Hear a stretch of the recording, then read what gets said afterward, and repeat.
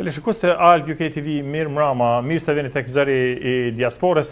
Kam kënaqësinë që sot për ju, apo sonte për ju t'ja u prezantoj ambasadorin William Walker, që ekskluzivisht për ne ka vendosur të japë një sugjerim edhe një intervistë në lidhje me Kombin Shqiptar sot dhe nesër, bashk me Dr.Fadil Citakun nga Zvicra, I cili e ka inicuar forumin Shqiptar sot dhe nesër, njëkohësisht, I cili forum ishte jashtëzakonisht I frytshëm dhe morëm sugjerime jashtëzakonisht shumë dhe të shohim se çfarë komentesh do kem sot dhe si e komenton zotri Walker dhe Dr. Fadili se çfarë forme duhet t'i qasmi ne si popull shqiptar, në përgjithësi po them, tu e përfshi edhe diasporën edhe vendlindjet tona, Shqipërinë, Kosovën dhe rajonin.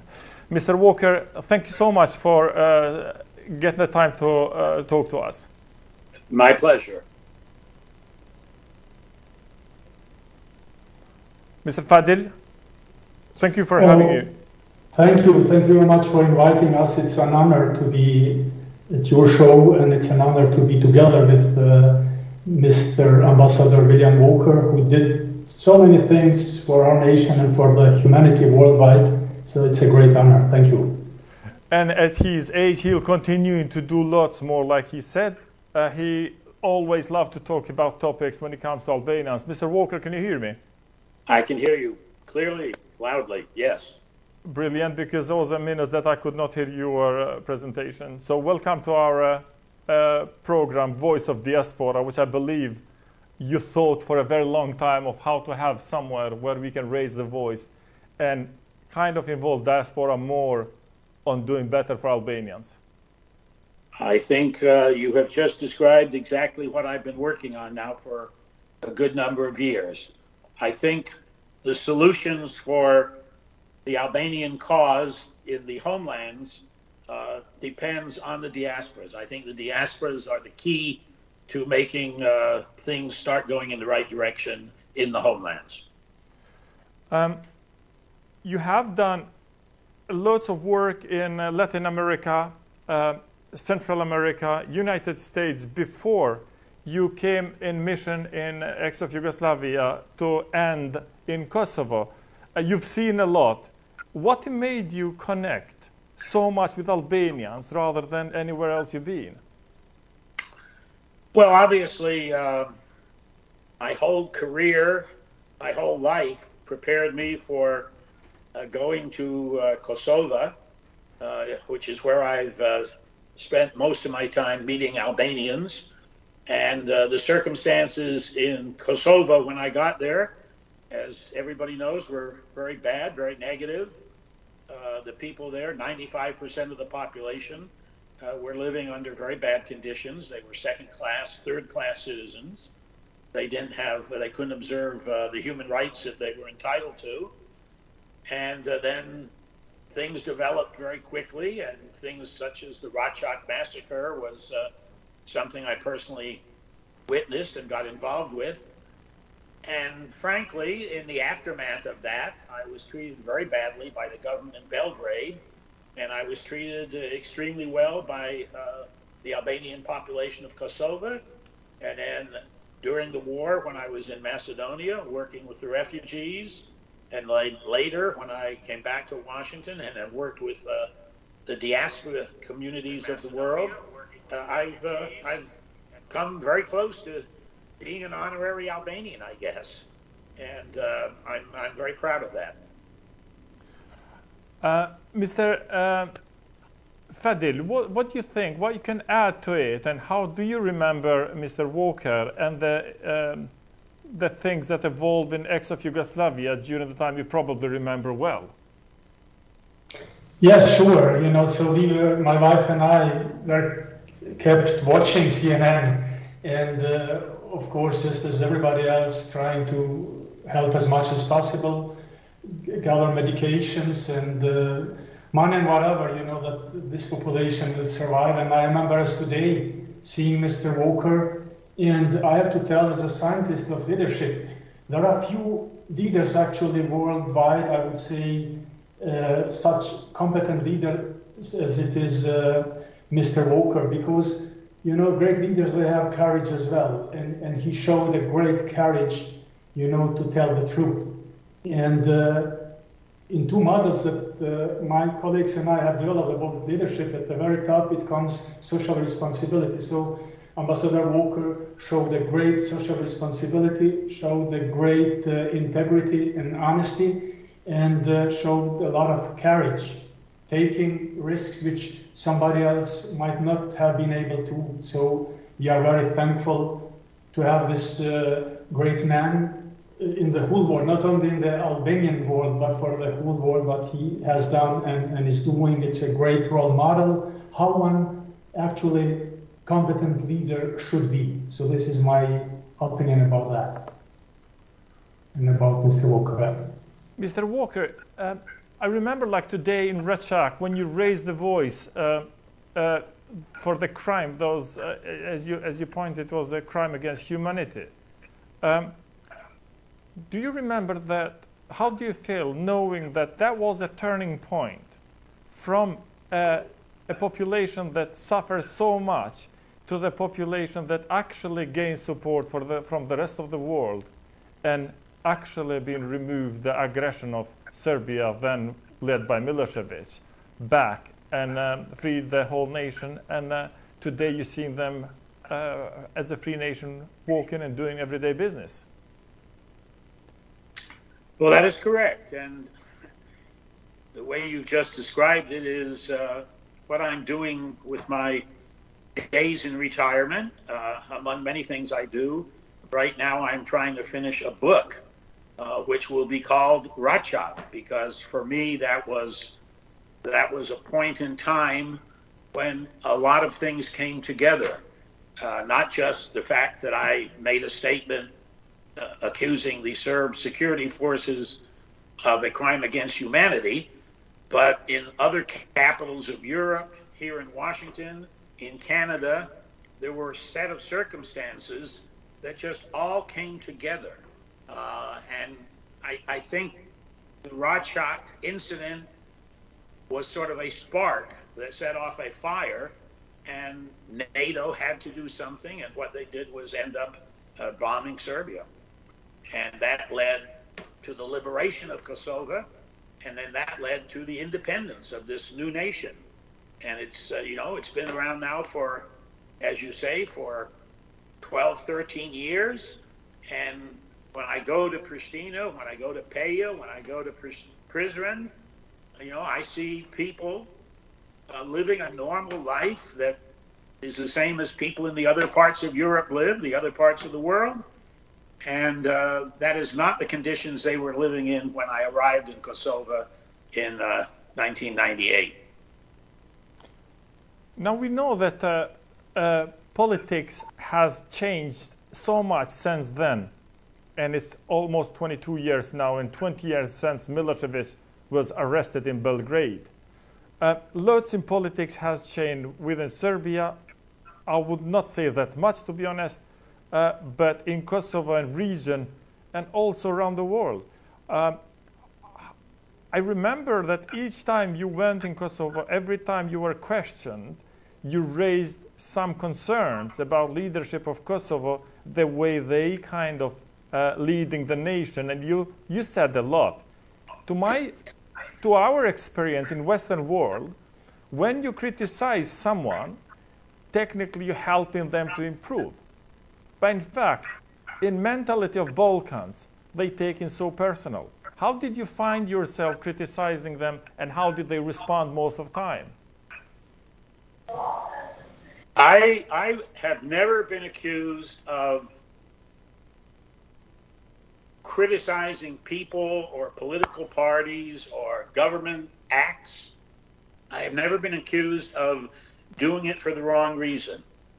The best example of that is, for almost 20 years, I was really quite critical of Hashim Thaçi. I talked about corruption in the government. I talked about people's expectations not being met. I was very critical. about a year ago, I saw President Thaci. He was still the president. No, 2 years ago, excuse me. And he was coming to the end of his presidency.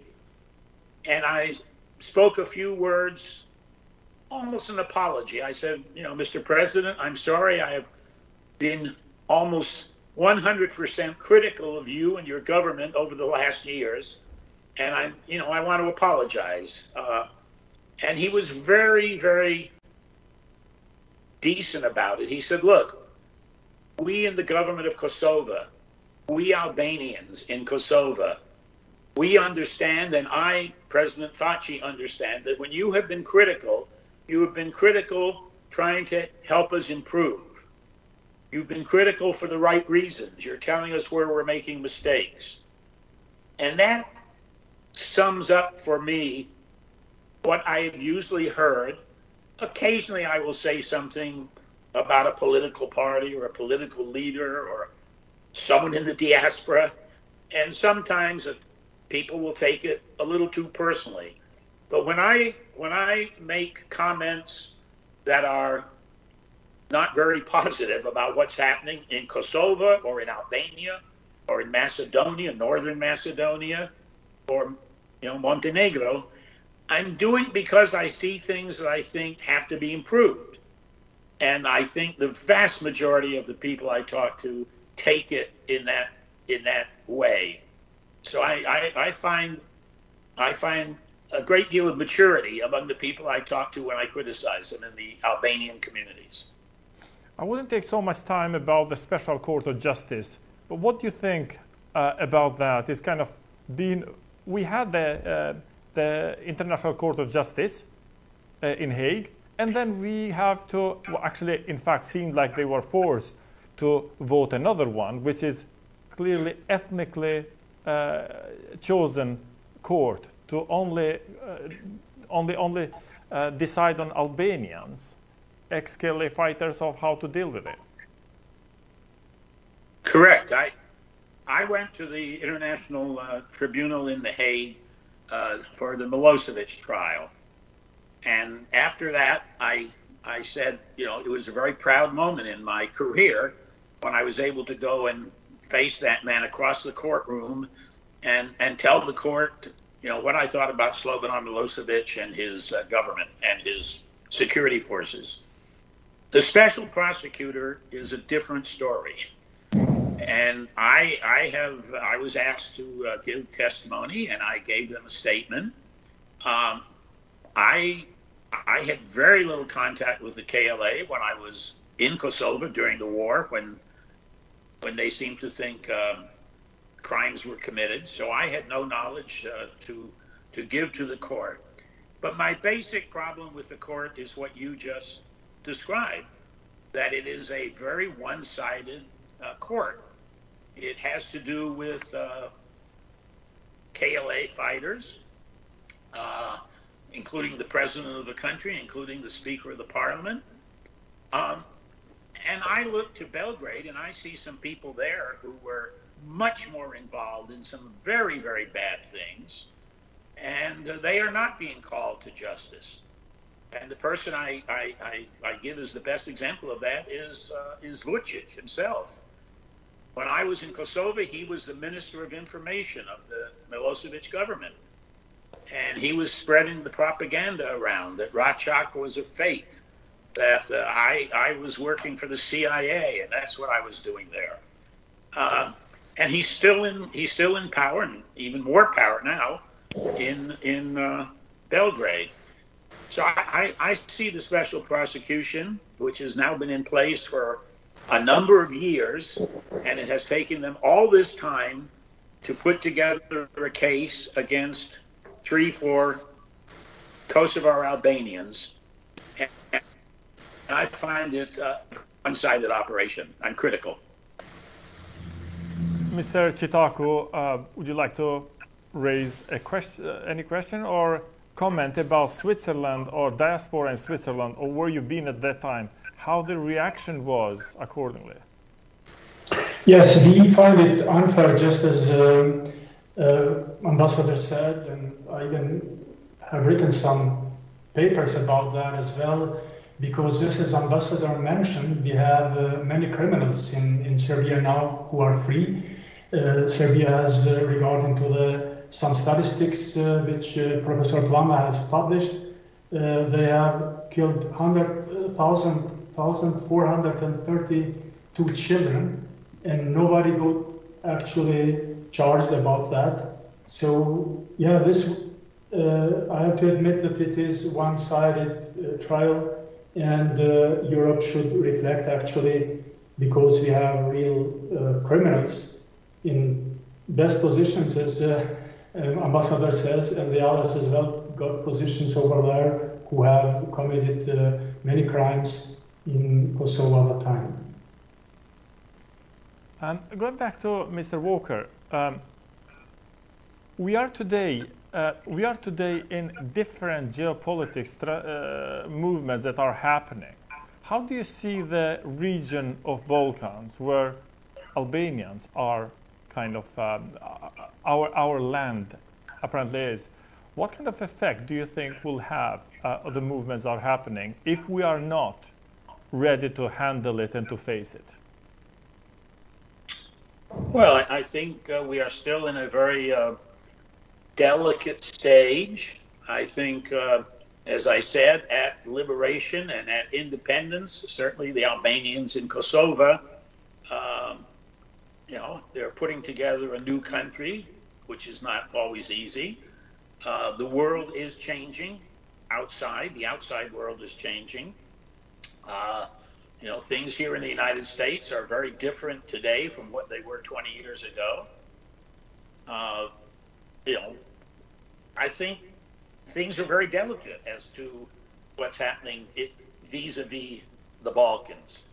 And I just hope there's no other spark that goes off and sets things in a really bad direction.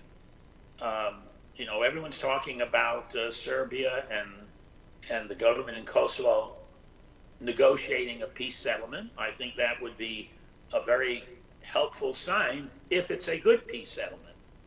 But if the EU or the international community go into that process of negotiation and push Kosovo into something that is not really good for Kosovo, to the detriment of Kosovo, that would be very bad. And I wrote something at the end of the Trump administration here in the States, where they were pushing very hard for Kosovo to get into a negotiation with Serbia, in which I think President Trump just wanted a victory. He wanted to be able to say he had arranged a settlement, and they were going to push, I think, very hard on Kosovo to sign something that was not in the best interests of the people of Kosovo. Am I allowed to say the way you're explaining is that Mr. Kurti had done a great job to avoid being in that office on that time to actually sign something that no one knew what's going to be?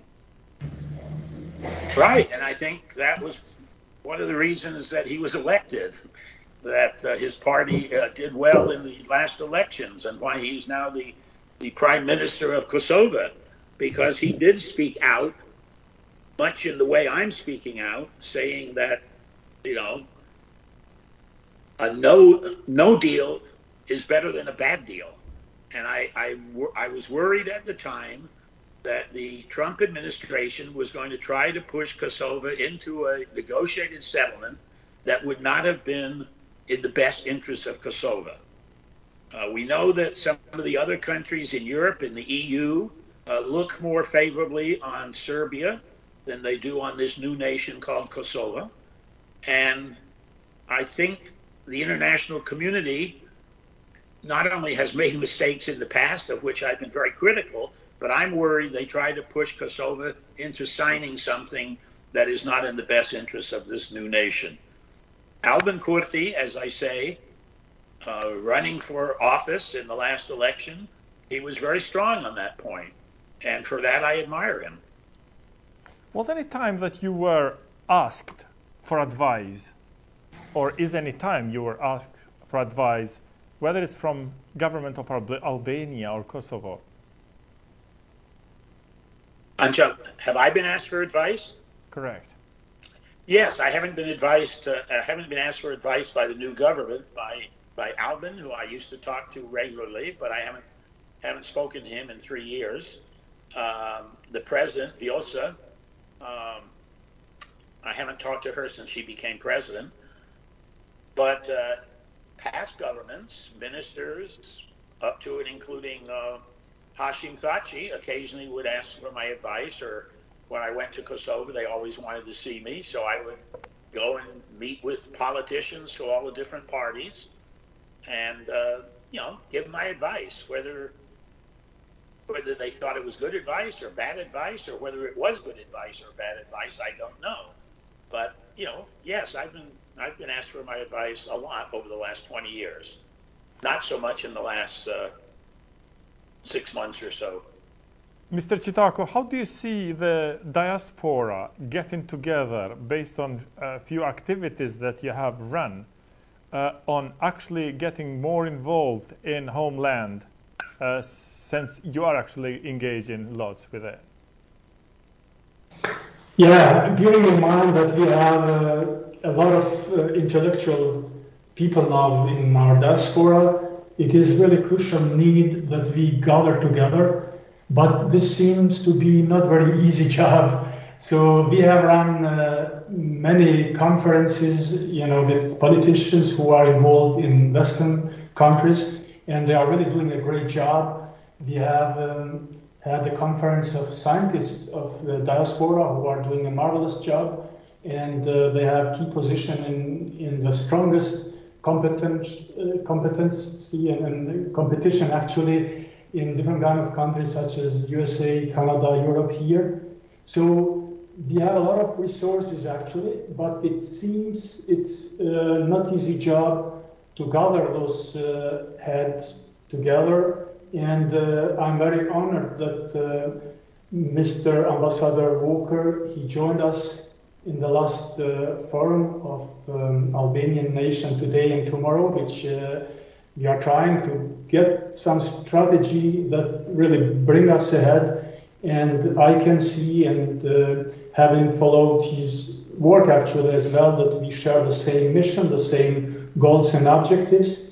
And I and all colleagues of mine, we are very honored and delighted to work with Mr. Ambassador Walker, to work together with his foundation, Walker Foundation, which he offers greatly actually to all of those to be under that umbrella, which it is absolutely needed, because I'm very confident that this experience that we have, this knowledge that we have gathered, you know, many decades here, and especially younger generation can offer a lot to the Albanian nations in all of those countries in Balkans to improve and to go ahead, since we are serving actually the Western community, Western developed countries to get even more wealthy, let's say. So we have a lot to offer actually, and yes, so I was very amazed actually with those people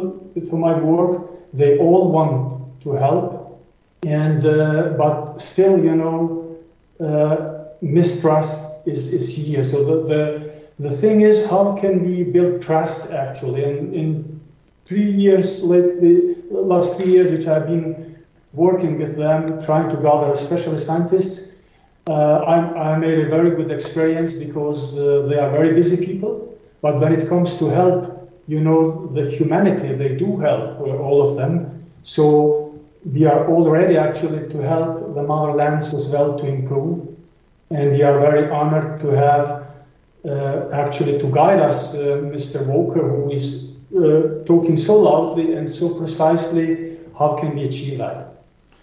Mr. Walker, until Rechak, you knew Albanians as the victims. From the time that the Rechak has changed the direction, now you know Albanians, how they actually working in cooperation, how they work together. There is a reason why you created the Walker Foundation.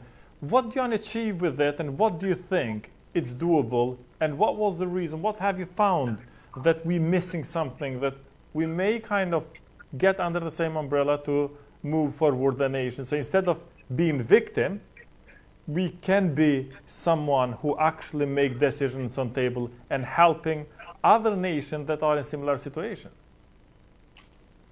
Okay, first the positive comment.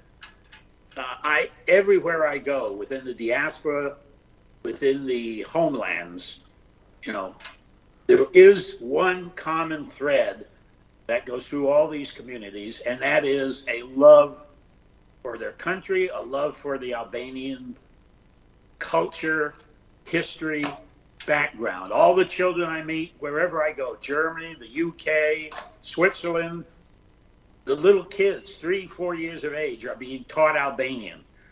You want them to remember what it means to be Albanian. That's the positive news. The negative news is that, apart from that, all the communities, the homelands, the diaspora communities, are badly divided.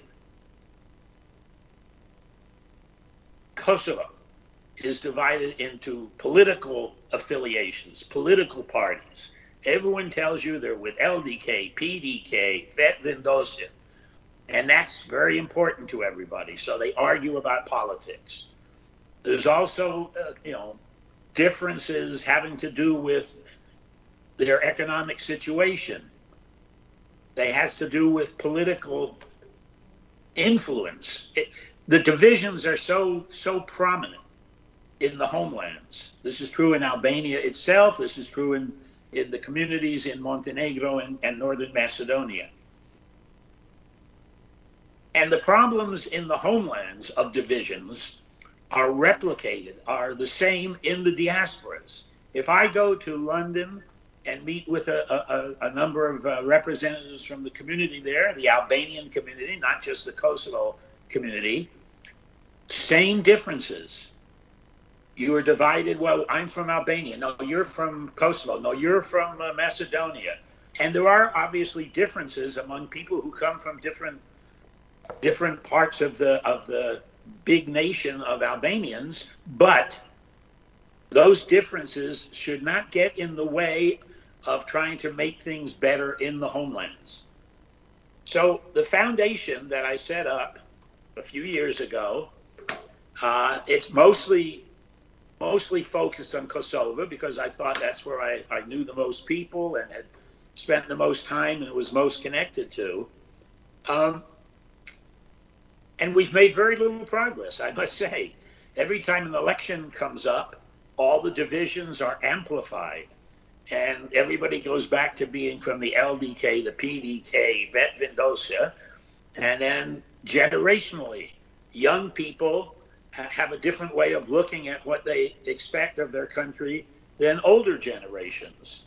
People who, in Kosovo, who were adults before and during the war, they remember a different Kosovo. Young people under 20, they've had no personal experience with what happened before the war. So, and the same is true in Albania. There were, some very critical moments in Albanian history, and people who are young, new generation, who want to live as their colleagues in the rest of Europe live, they don't have memories for what it was like to live under Enver Hoxha. So there were all these differences, but what I'm trying to say is you should try to bring everybody onto a common ground as far as that basic need to improve things in the homelands, in the diaspora. And as I started out by saying, I don't see in any of the homelands individuals who can project themselves into a leadership role with all the problems that they have in terms of division and actually move things in the right direction. The foundation, we would like to offer ourselves, as you say, as an umbrella. I have no political affiliation, don't speak Albanian, cannot be thought of as a member of Vetvendosia or an LDK spokesperson. I think I can project neutrality within all these differences and use that to bring people together. I think it's, you know, even if you all were to become totally united, there would still be this problem of the diaspora versus the homelands. As Dr. Fadil said, you know, the diaspora has a lot of people with good education now, new generations with PhDs working in the institutions of Switzerland, of the United States, gaining experience that would be very helpful, and they want to go back and help in the homeland. But when they go home, when they go back there, in all of the countries, all of the homelands, they are not welcomed as they should be. And there are reasons for this, and I understand those reasons, but you've got to overcome that split between diasporas and homelands. Any specific way you thought diaspora should act together to push the changes into the right direction, apart from sending in or going individuals with goodwill, considering that whenever an individual joins the party, they have to dance the same way as the rest of the party, regardless where they come from. And yeah. If I take one example, we used to have a scientist forum in Kosovo, Academy of Kosovo, before the war.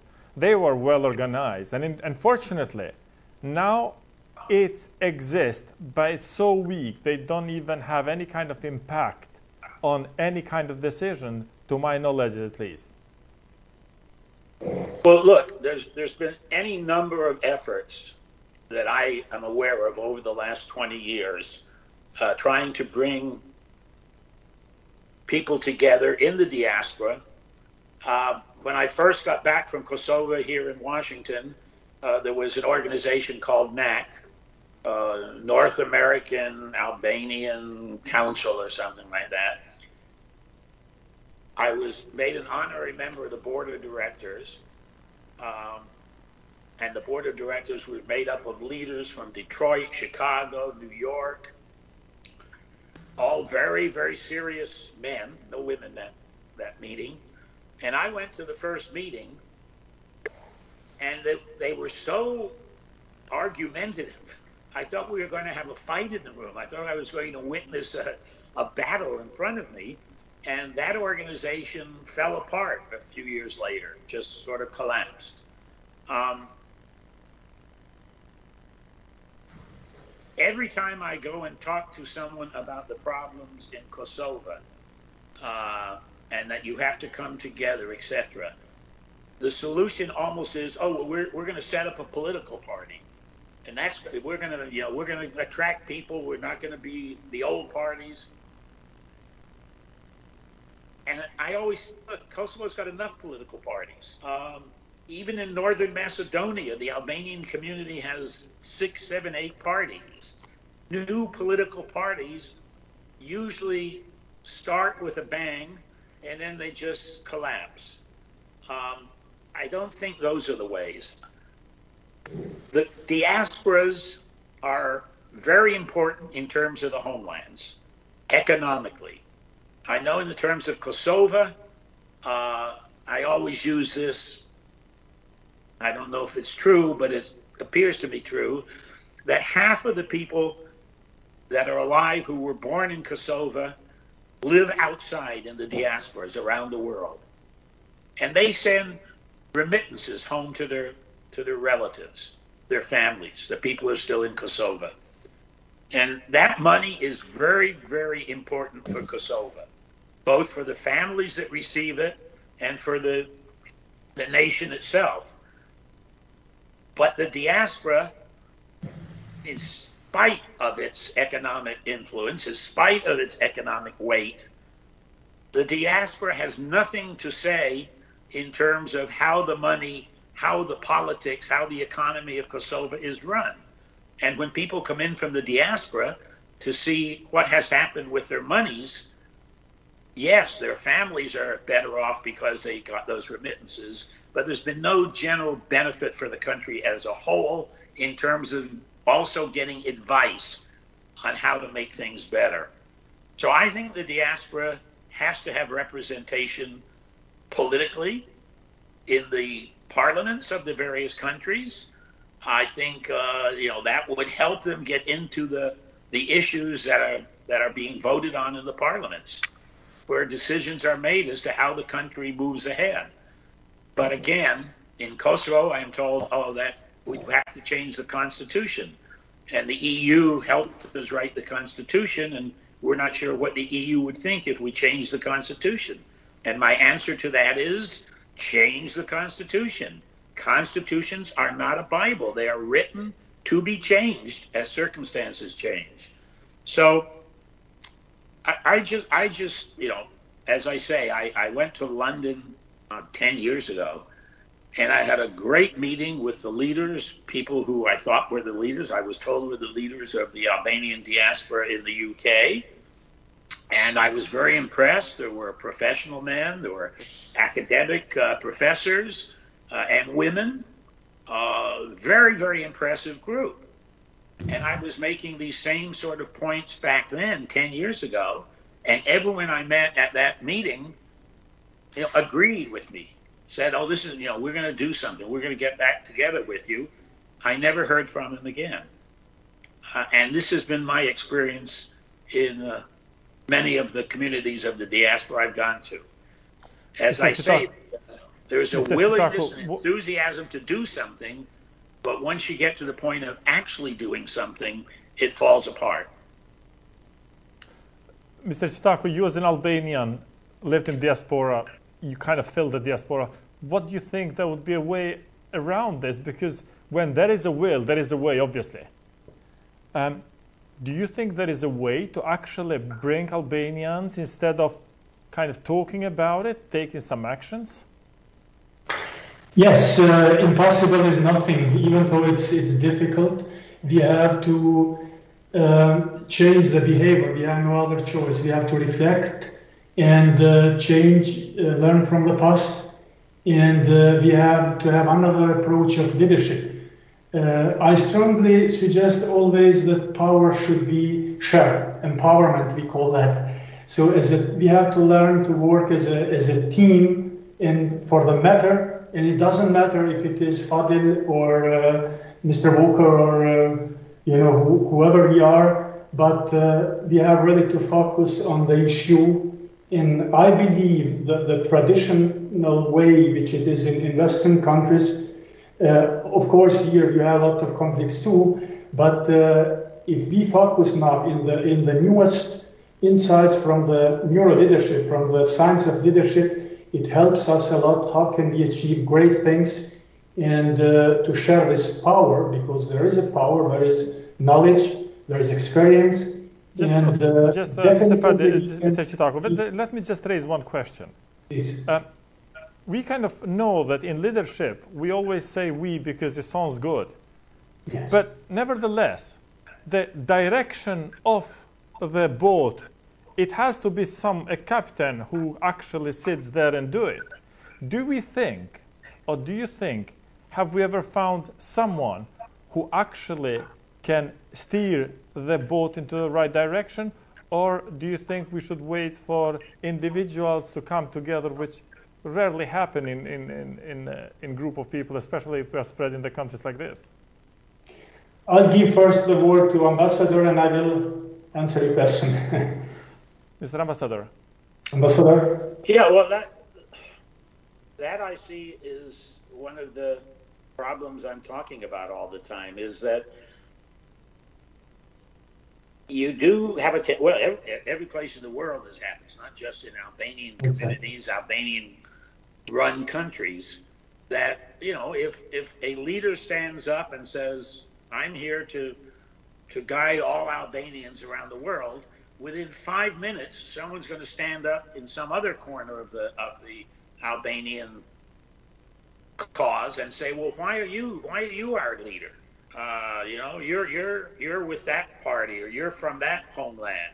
I'm sorry, I'm going to be the leader. And it's a competition, and when it's at a political election time, just watch how many leaders or potential leaders, wannabe leaders, stand up and challenge the others. So that's the only way I can think of getting around that, is, at least to start, is, you know, what I've suggested in terms of the foundation and an umbrella. Not me. If you think, you know, someone else could do it better, you know, maybe, you know, Bill Clinton, I don't know, Madeleine Albright, Wes Clark, the Prime Minister of Germany. She's going to be unoccupied shortly. You know, maybe you would trust her to form an umbrella organization over the uniting of the Albanians of the world. You know, I get criticized, not by Albanians, but, well, even by Albanians sometimes, who think I'm talking about a greater Albania. And that's not what I'm talking about. I know many in Kosovo who don't want to join Albania. I know many in Albania who don't want to hook up with Northern Macedonia or something like that. So it's not looking for a greater Albania. It's just getting a degree of cooperation among the various Albanian communities in the world, in the homelands, so that you can exert much more influence than you are presently exerting to make the homelands better places. Mr. Citaku, do you have to add anything to it? Absolutely, with Mr. Ambassador Walker. What we need, in my point of view, it is how can we build trust? How people can see that Ambassador Walker or Fadil Citaku, who are we, that we really don't need, you know, one career in this or whatever. We have it already, you know. So I have written a paper about 10 actually reasons why Diaspora should be very much involved in leading all Albanian countries, actually. And among those points are actually we have got economically, I mean, settled up. We have career, whatever it is, you know. So nobody should be afraid that Fadil Citaku will go and take the place of Mr. Rama or Kurti or whatever. But there is a lot to unify, actually. And the biggest problem is that they, just as Mr. Walker mentioned, they unfortunately have managed very good to divide Diaspora. You know, all we are trying, it is how can we unify and you know, work together to put those countries ahead, because citizens, they deserve a better life, and we could prove that we have a capability as Albanians to get, you know, on the top of positions in different kind of countries. I have, for example, don't want to talk about me, but I have developed leadership competency models for German and English-speaking countries for the very first time worldwide in medical education, investigating Switzerland, Germany, Austria, USA, Canada, and UK. And we have managed to publish it in British Medical Journal, which is a dream for each scientist. I don't want to talk about myself, but since I'm involved in leadership, just as Ambassador says, we have this problem with old-fashioned leadership worldwide. It is a great gap. That's why we have established Academy of Leadership Sciences Switzerland to help the world actually make more competent leaders. Because I can tell you as a scientist of leadership, at the time we are talking together, the biggest threat for the whole world are non-competent leaders. So we have really to try and help them. They are great people, but if they don't have leadership competencies, they will be the biggest disaster we can see with this pandemics now.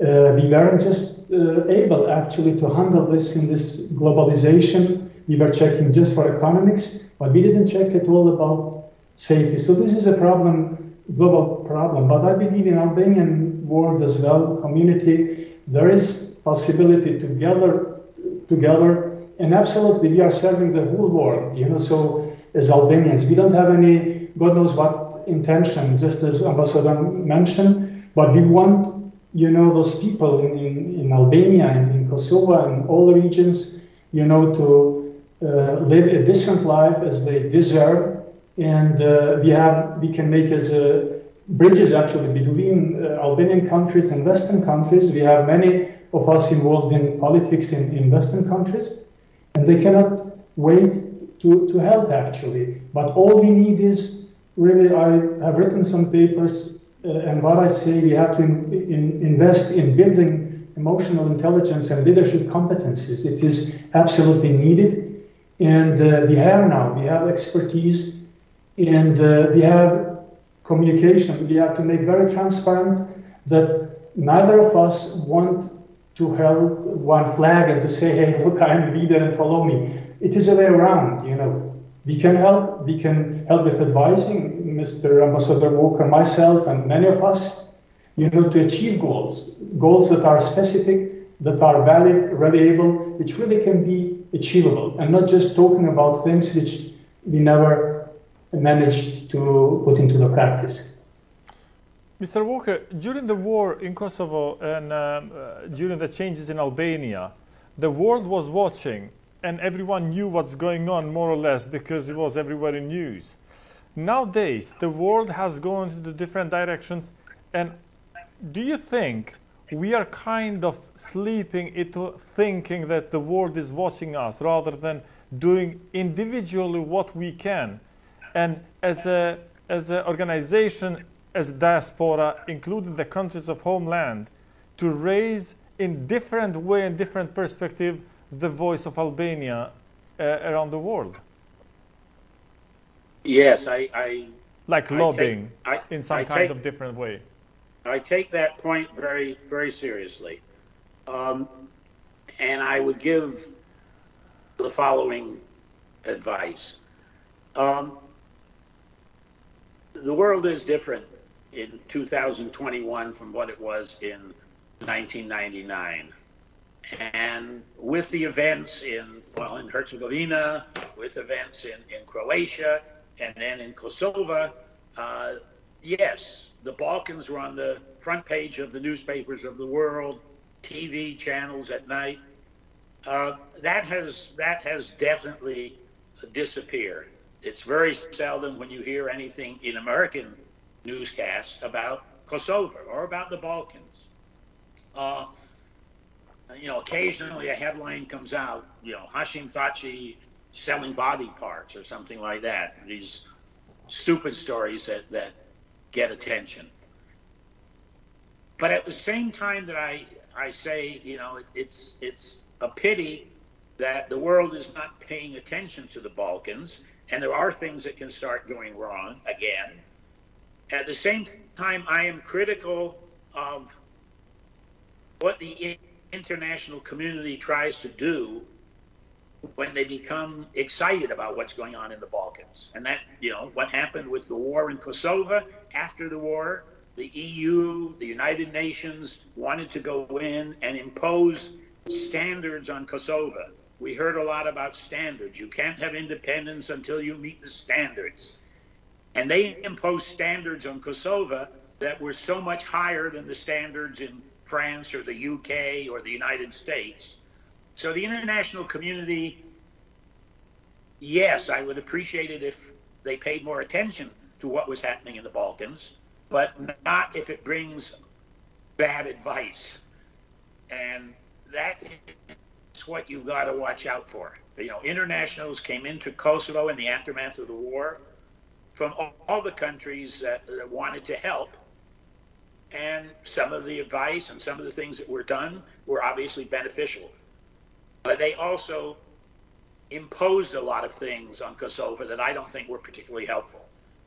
So yes, more attention, but less trying to tell Kosovars how to live, or Albanians how to live.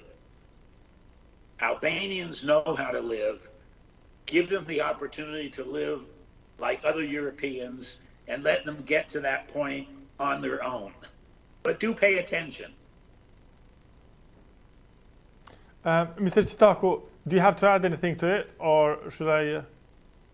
No, I agree with Mr. Ambassador. Of course, European countries should be aware of all things that are going over there. But besides that, we have to be aware as well, you know, how is our behavior. We have to fight the corruption in Albania, in Kosovo, and in all that region, and to work together. As I said, there are great resources from politicians in diaspora here, all in Western countries, and they should use those resources, Albanian countries, to work together. They can very good explain, the real picture in Balkans and in Albanian countries over there.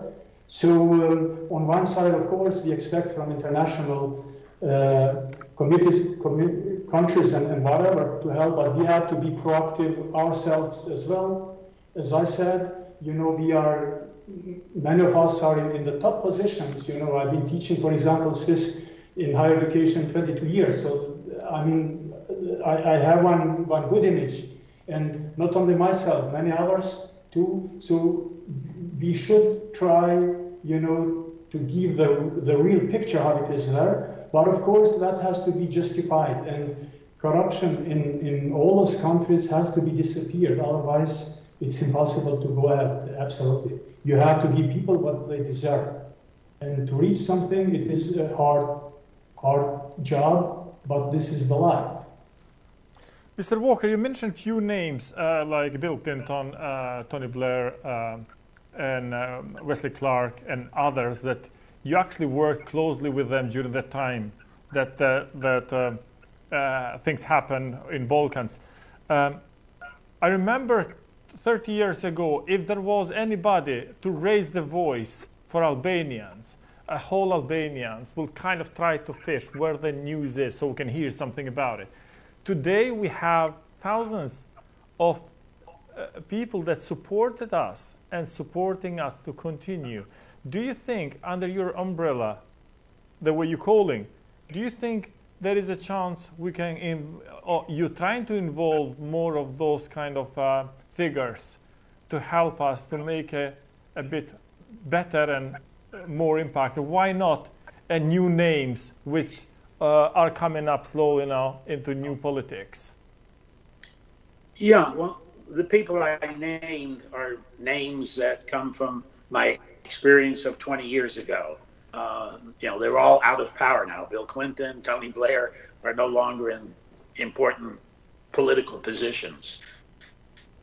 But there are other people that I think we could get involved who are, still with us, contemporaries.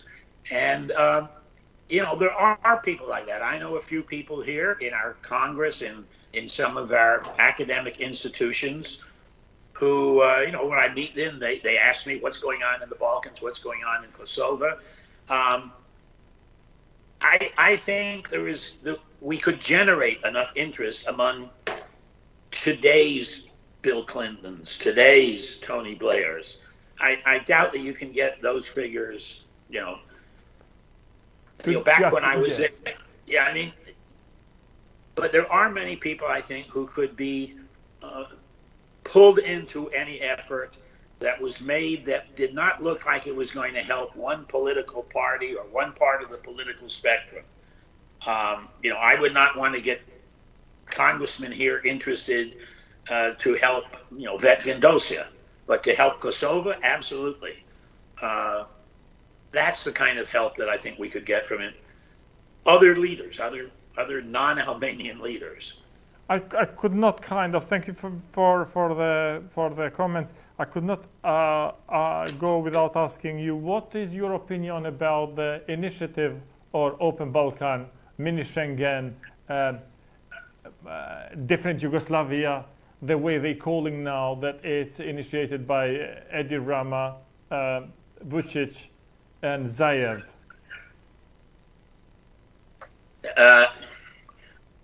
I barely know Edi Rama. I've met him a couple of times.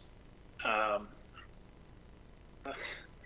sat next to him at an independence celebration in Kosovo, tried to strike up a conversation. He barely said hello to me, even though we were sitting next to each other for a couple of hours. He had a proposal to try and organize a diaspora, more or less under his leadership. fine. That's, every effort can have some positive results. But I think, Eddie Rama, like others that I know, is a politician. And I personally think that what he was doing with the diaspora issue was pretty much for purely political reasons within Albania. Maybe he wants to be the leader of the greater Albania someday. Fine, that's good. But at the present time, as I say, I don't think any political or other leader within the homelands is in a position to unite people around the Albanian family, which is, I keep using the words Albanian cause. That's, as I say, that implies a united greater Albania. I think uniting around the Albanian family is a better concept.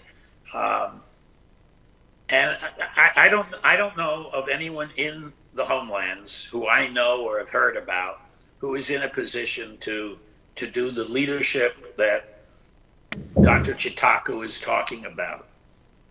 Some of them are good political leaders within their parties or within their part of the political spectrum, but I don't know any who have the leadership qualities, the talents, the experience to actually bring people together the way we're talking about it. Mr. Citaku, the same question goes to you. Yeah, so I again fully agree with Mr. Ambassador. I will start with the last sentence of him. Unfortunately, we don't see in homelands, as he said, so it's my opinion as well, that somebody can unify, people around. We want Albania and Kosovo and all this region to unify in European community. There is our place actually. We don't need any, let's say artificial creatures. We have suffered enough with those. So I strongly suggest him, Rama himself, and Kurti too actually, to join together because I don't know how much they are aware of the positions they have. As a leader, you don't have to talk about yourself and, to watch after yourself. You have social responsibility to lead those nations over there. If they like each other or not doesn't much matter at all. So we expect them that they go talk and try not to separate nation as it is being done now. And really to be aware of, what they do. So intellectuals of diaspora, we see Albania, we see Kosovo in the European community. And we strongly call European community to open the doors for us. We strongly call our leaders over there, leadership in Kosovo and in Albania, to fight the corruption and to increase the meritocracy, people who really merit something, to go in positions. And we are here together to help wherever we can, whatever we can. So I believe only together we can, lead that nation ahead. There is no leaders over there who can unify, not with this approach and behavior that they have. And I strongly believe that maybe one a group of people will contribute in, unifying as much as possible because we are very much divided and this is costing us a lot of power, a lot of everything actually. We don't want to be simply the poorest nation in Europe. I am ashamed of that. I don't want to be that. Do you think the circumstances, if you consider overall, because I don't want to take much of more of your time, overall, do you think we have the situation now that we can actually be a nation of prosperity rather than a nation that always we need support from the sides? Not necessarily against the mega powers, but at least within the region to have our authority and say. I'm sorry, are you asking me that? Yeah, Mr. Walker, please. I feel very confident that with the right leadership, paying attention to some of the the really serious problems that no one has, as far as I know, actually tackled in Kosovo, the energy situation. 20 years ago, when liberation came, I was told that, you know, we have to build new power plants. And that was the number one urgency. You couldn't get factories going again, or even start factories, unless you had a good, solid supply of energy. 20 years later, they're still talking about the same issue, and practically nothing has been done. And one of the reasons is what Dr. Fadil was talking about, which is the perception in the outside world that the corruption is a very serious issue. And I brought a minister of energy here to Washington to talk to one or two of the big companies here about building a plant. This is 15 years ago, and he was looking for a payoff, and that was the end of the discussion with the American company. So, you know, but if you could get over some of those problems, I think, you know, Kosovo could be it would be a small country, but it could be very self-sustaining. Albania, obviously a much bigger country, has even more going for it if it could get rid of some of the divisive issues, some of the issues that can't seem to be acted upon, corruption being one of the big ones. But I think all of those countries could, in fact, be nice little gems if they were given the chance to be. And membership in the EU would be a good advancement. But I'm just not sure that there are leaders there who can take you down the right paths to get some of these things accomplished. And so far, I haven't seen evidence of those leaders. Mr. Citaku? Yeah, unfortunately, it's true. I just wanted to add to the resources that we have, what Mr. Ambassador mentioned regarding energy. So we have really great scientists all over Europe and USA and in Canada. There are some over there in Denmark, for example, who are actually leading a project that it costs billions of euros, you know. So again, I'm calling for actually the leadership of Albania and Kosovo, you know, not to be afraid of this knowledge and experience, to get those experts over there. And they have really great knowledge, a great experience. And when they are leading, you know, project with billions of euros for the most developed Scandinavian countries, they will be able to lead the same, you know, in Albania and in Kosovo and ahead. What it hurts me the most is actually that resources are here and are just not being used, you know, for I'm talking about in positive manner. We are towards the end of the program now. Mr. Walker, do you have anything to add? And you think that our viewers and certainly Albanians should know more about it?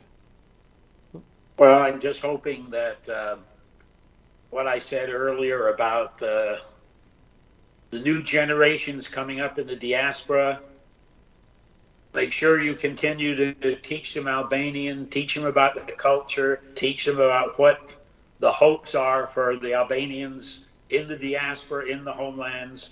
I think it's very, very important. I know some other diasporas that don't do that. They come to the United States and they want their kids to only speak English because they think that's how you integrate yourself. I am very proud that Albanian communities really do insist that the children learn Albanian. But then if they grow up and they can't go back to the homelands and be treated as an Albanian, but are treated as a foreigner, which seems to happen a lot, that would be sad. As I said early on, I see the Albanian communities in the homelands and in the diasporas all being so proud of the cultural heritage of being an Albanian. And that's why the kids learn Albanian, and that's why they're taught about the history of the Albanian peoples. You've got to keep that up. But on the same time, you've also got to forget the divisions. You've got to come together, and you've got to try and start to make things a lot better in the homelands. Thanks so much for the advice and guide. Mr. Citaku, going to you for the final comments or a message that you have to send across through our program. Well, so my message would be that we Albanians, we should believe more on ourselves, our capability that we have, and just as Ambassador mentioned, to try and to unify as much as possible. Of course, diversity will exist everywhere. It is okay as well. But when we have one common goal that we unify together, we can criticize each other. It is no problem at all, the issue. But, and to start to learn to work as a team, because together we can do, I always say together we can do much better, and together we can do much more. So I want to thank you very much for inviting us, and I want to thank very much Ambassador Walker for coming. It was very honored to be with him in this show, and I'm looking very much forward to collaborating with him and with everybody worldwide who wants to do something for humanity.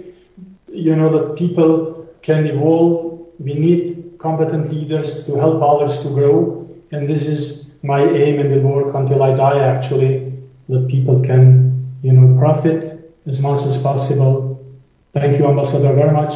Thank you for calling us, for inviting us in this show, and all the best to all Albanians. It was great to have you, Mr. Citaku. Thank you so much for helping us to contact Mr. William Walker as well. Mr. Walker, I thank you so much on behalf of our people, and certainly for what you did and what you're continuing to do. And we're hoping that your initiative, it will succeed. And certainly ALB UK TV and Zeri Diaspores, or Voice of Diaspora that I'm running, it's always open for your comments, your suggestion. And certainly when you are in London, of course, you are more than welcome at my personal house, of course, but certainly at ALB UK TV for interview and anything else. Certainly, Fadil, that goes to you as well. Well, thank you. It's my pleasure to be on this program and to be next to Dr. Citaku. The last time I was in London, to show how long ago it was, I only did one TV interview, and that was with David Frost. I had breakfast with David Frost on BBC or someplace. So if I come to London, I will definitely look you up. Thanks again. Certainly, the door is always open, like in every Albanian house, as you know that.